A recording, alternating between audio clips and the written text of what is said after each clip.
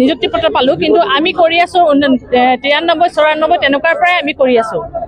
গতিকে আমাক কিহৰ কাৰণে আমাক টেট লাগে?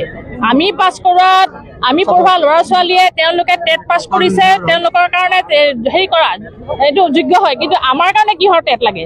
আমি DLED কৰিলোঁ তেওঁলোকে কোৱা অনুসৰি। DLED কৰাৰ পিছত আমাকতো টেটৰ কোনো দৰকাৰ নাই নহয়, কাৰণ আমাৰ 25-30 বছৰ হৈ গৈছে চাকৰি কৰা। গতিকে এতিয়া আমি টেট আমি আমাৰ কাৰণে নহয় বুলি আমি ভাবোঁ, আৰু সেইটোৱে টেট নালাগে আমাক ডাইৰেক্ট শিক্ষকৰ মৰ্যাদা দিয়ক, টেট ৰেহাই দিব লাগে। কাৰণ ইতিমধ্যে বহুতৰে মৃত্যু হ'ল, আৰু যি কিছুমান আছে তেওঁলোকৰ খুব বেছি 7 বছৰ, 8 বছৰ, 4 বছৰ, 2-3 বছৰো আছে। গতিকে আমি বিচাৰোঁ যে আমাক টেট বাতিল কৰক, আৰু আমাৰ বাকীসকলৰ নিচিনাকৈ আমাকো সমান দৰমহা দিয়ক। সেইটোৱে আমাৰ ক'ব লাগিব। 2021 চনৰ 5 ফেব্ৰুৱাৰীত আমাক অসম চৰকাৰে টিউটৰ হিচাপে পৰিগণিত কৰিছিলে।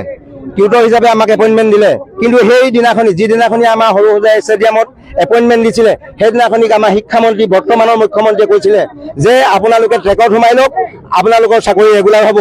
সেই সূত্ৰে আমি এপইণ্টমেণ্ট গ্ৰহণ কৰিছিলোঁ, কিন্তু আজি 4 বছৰ দিন পাৰ হৈ গ'ল। আমি বিভিন্ন কাৰ্যসূচী অৱলম্বন কৰিছোঁ, আমাৰ কেন্দ্ৰীয় কমিটিয়ে কৰিছে, কিন্তু আজিলৈকে মুখ্যমন্ত্ৰীয়ে আজিলৈকে আমাক লগ দিয়া নাই বা আমাৰ সমস্যা সমাধান কৰি দিয়া নাই আজি মুহূৰ্তলৈকে।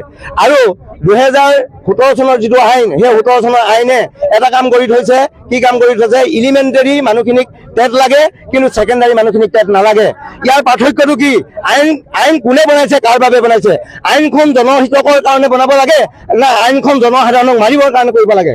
গতিকে মই এই প্ৰসংগতে, এই মঞ্চতে, এই এপাহতে এইটো ক'ব বিচাৰোঁ যে আইন আমাৰ 17 চনৰ আইন সংশোধন কৰি হ'লেও আমাক টিউটৰ পৰা টিচাৰ কৰিব লাগে। এইটো আমাৰ মূল দাবী। 150 মাৰ্কৰ টেট কৰা আমাৰ কোনো প্ৰয়োজন নাই।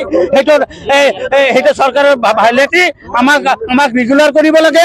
আমাৰ ল'ৰা ছোৱালী আছে, আমাৰ ফেমিলি আছে। আমি 12,000 টকাৰে আমি সেইটো চলাব নোৱাৰিম। নহয় আমাক চাকৰি কেঞ্চেল কৰি দিয়ক, নহয় আমাক ৰেগুলাৰ কৰক।